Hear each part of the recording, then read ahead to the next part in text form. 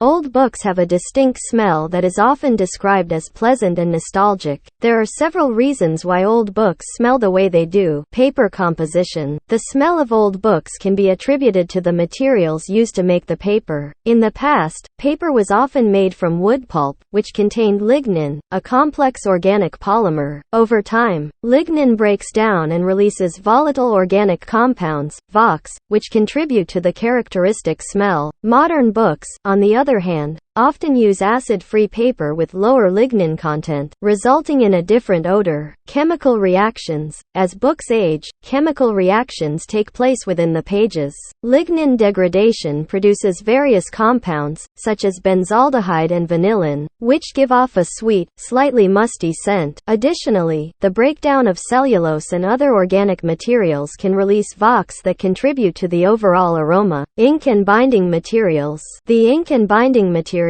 used in older books can also contribute to their distinctive smell. Traditional inks, made from substances like iron gall, can emit a metallic or vinegar-like odor as they oxidize over time. Similarly, glues, adhesives, and leather bindings may release compounds that add to the book's scent. Environmental factors. The environment in which books are stored plays a role in their smell. Exposure to moisture, humidity, and various contaminants can cause mold or mildew growth, leading to an earthy, musty odor. Conversely, books stored in dry conditions may have a more papery scent. Emotional and psychological associations. The smell of old books can evoke nostalgia and memories of reading in libraries, bookstores, or one's personal collection. These emotional associations can contribute to the perception of the smell as pleasant or comforting. It's worth noting that not all old books smell the same. Factors such as the type of paper, printing techniques, storage conditions, and individual variations in chemical reactions contribute to the unique scent of each book.